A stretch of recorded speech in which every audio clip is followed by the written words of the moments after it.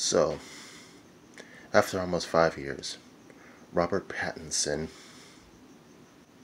finally addresses Donald Trump's negative tweets about his, I don't know, breakup, if you can call it a breakup, over with Kristen Stewart.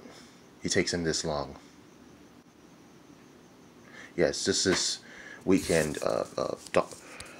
in recent interviews with Variety, with Entertainment Weekly, Robert Pattinson addressed, or was asked, or however you put it, over Donald Trump's tweets about him and Kristen Stewart posted in 2012. You know, where Donald Trump said, Robert Pattinson should not take back Kristen Stewart. She cheated on him like a dog and will do it again. He can do so much better. Be smart, Robert. And then okay, I will say, being that I lived in Chula Vista at the time, I heard of it in the news. I was appalled, not appalled by Kristen Stewart's cheating, but I was appalled by Donald Trump being someone with presidential aspirations would get himself involved in such a situation. I don't think people running for president should, or planning to run for president, get themselves involved in celebrity gossip. But I'll address that somewhere at the end of this video. But primarily, Robert Pattinson, in this interview, he just spoke so much just to say nothing. He spoke so much just to say nothing. He said, well, I didn't pay attention to it at the time, but now that I think about it, I realize it had something to do with me. Okay, you spoke, well, I mean, and of course his deluded fans praise him as like, oh, Robert's such a gentleman. No, it's like, that's not a gentleman. That's like gentleman, if he's what they call a gentleman, I want none of it. That's just straight up womanish. I mean, what is so difficult in saying like, hey, dude, my life is none of your fucking business. Get the fuck out of my face and go fucking fuck yourself. What is so difficult about that? I'm sorry, Rob fans, but I still prefer Kristen's approach, which she was the more manly approach on SNL. Donald, if you're not going to like me then, you won't like me now. Hey, but then again, I guess, besides the whole cheating thing, I guess that's why Robert Pattinson and Kristen Stewart are not together. Robert Pattinson thinks way too much about what people think of him, and whereas Kristen Stewart does not.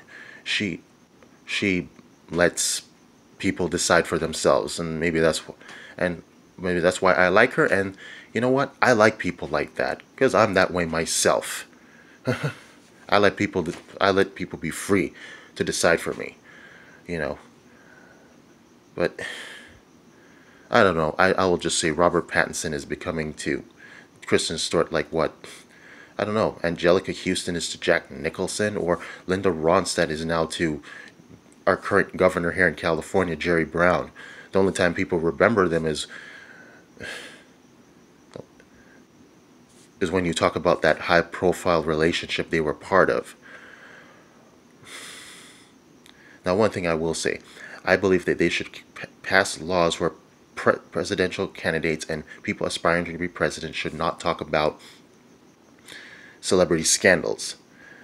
Okay, they should put the law. They make the law so stringent that they have to withdraw. Like, for example, when Barack Obama was running up, like, oh, they think I'm pulling the Tonya Harding. He had no business doing that, and even Tonya Harding is like, what the fuck? I've spent the past almost 15 years living a quiet life, and okay, here comes fancy talker Barack Obama throwing my name out there like he knows me. I do believe. Or Donald Trump tweeting what he tweeted about Robert Pattinson and Kristen Stewart. He has no business doing that. When I believe that they should have a law that when presidential candidates do that, they should be forced to withdraw, or be blocked from running for president. You know, you're the president of the United States. we live in a modern day United States that's a representative democracy with a president. We don't live in the Dark Ages, in the Holy Roman Empire, where we have the Pope telling us what to do. So, or some religious leader telling us what to do. Or, okay, let me put it more bluntly so you all understand. This is not fucking Iran. We have the Ayatollah telling everyone what to do. That's it. Donald Trump, and about Donald Trump, I was at Nixon Library this past Friday, and I just want to say, Tricky Dick is still a better president than Donald. At least he was closing out a war to get reelected. Donald Trump is trying to strike up a war for us to get reelected, for him to get reelected. Okay, the guy's got nothing going for him. His plans to dismantle Obamacare keeps falling apart. He's got the Russian investigation. He hasn't put up any job programs or tax cuts to stimulate the economy. Never mind the economy. But I guess he figured the economy is doing well, so that he doesn't have to do anything. Well, right, yeah. The economy is doing well, no thanks to him.